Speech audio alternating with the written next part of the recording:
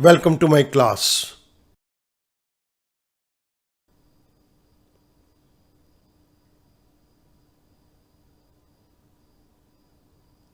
The Indian Contract Act 1872.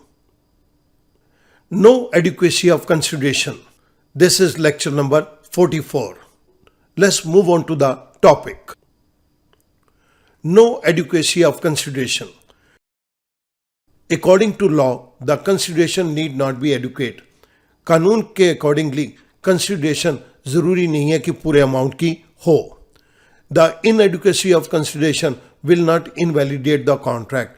अगर consideration sufficient नहीं भी है तो भी ये कॉन्ट्रैक्ट को इनवैलिडेट नहीं करेगा, तो भी ये कॉन्ट्रैक्ट को खराब या बेकार नहीं करेगा. It is open to the parties to fix their own price. Parties को इस बात की छूट दी गई है कि वो कॉन्ट्रैक्ट के अंदर जिस ट्रांजैक्शन को कर रहे हैं उसका वो कुछ भी प्राइस रख सकते हैं. Example, look at this particular case. Mr. A voluntarily agreed to sell his jeep for rupees 5,000 to Mr. B. It will be a valid contract despite the inadequacy of the consideration.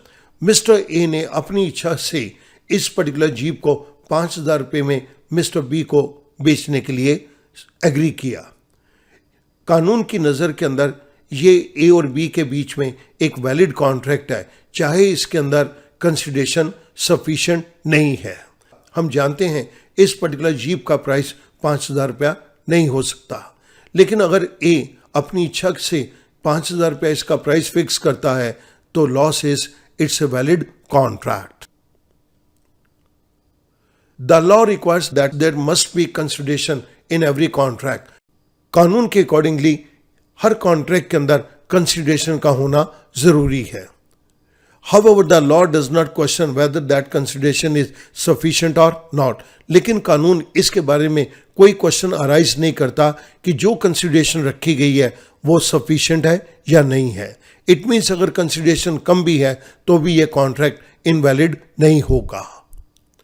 Even if it is proved that such consideration is inadequate, the contract is not void. अगर ये prove भी हो जाता है कि consideration educate नहीं है, sufficient नहीं भी है, तो भी कॉन्ट्रैक्ट बेकार नहीं होगा. The fact of inadequacy of consideration shall be given due weightage while determining whether the consent given by the promisor was free or not. Promisor की कॉन्सेंट फ्री है या नहीं है, इस बात को डिटर्मिन करने के लिए एडुकेसी ऑफ कंसिडरेशन को देखा जा सकता है. जहां पर प्रोमिसर की कॉन्सेंट फ्री है वहां पर इन एडुकेसी ऑफ कंसिडरेशन एक वैलिड कंसिडरेशन मानी जाएगी. लेकिन अगर प्रोमिसर की कॉन्सेंट फ्री नहीं है तो इन एडुकेसी ऑफ कंसिडरेशन को कंसीडर करके उस एग्रीमेंट को वॉइड डिक्लेयर किया जा सकता है. However, if consideration is shockingly inadequate and one of the party alleges that his consent was not free, the court shall take inadequacy of consideration as an evidence in support of such allegation by the party. जिन cases के अंदर consideration की value बहुत ही कम है और एक party इस बात का आरोप लगाती है कि उसकी सहमति भी फ्री नहीं है, उसकी कॉन्सेंट फ्री नहीं है, उन केसेस के अंदर कोर्ट इनएडिक्वेसी ऑफ कंसिडरेशन को, कम कंसिडरेशन को एक एविडेंस मान सकती है उस पार्टी के आरोप के अंदर. In general A party can not set aside a contract on the ground of inadequacy of consideration. Set aside means cancel करना. स्टूडेंट इस बात को याद रखेंगे, इन जनरल कोई भी पार्टी अपने कॉन्ट्रैक्ट को कैंसिल नहीं कर सकती इस ग्राउंड के ऊपर कि यहां पर कंसिडरेशन इनएडुकेट है, इनसफिशिएंट है. The inadequacy of consideration can help him in setting aside the contract only when his consent is not free. यही बात हम स्टूडेंट ऊपर कर चुके हैं. जहां पर inadequacy of consideration है वो एक प्रोमिसर की मदद कर सकती है कॉन्ट्रैक्ट को कैंसिल करने के लिए जहां पर उसकी कॉन्सेंट फ्री नहीं है. सो स्टूडेंट यहां से हम एक बात को समझ सकते हैं, किसी भी कॉन्ट्रैक्ट के अंदर अगर कंसिडरेशन इनएडुकेट है तो वो कॉन्ट्रैक्ट वॉइड नहीं है.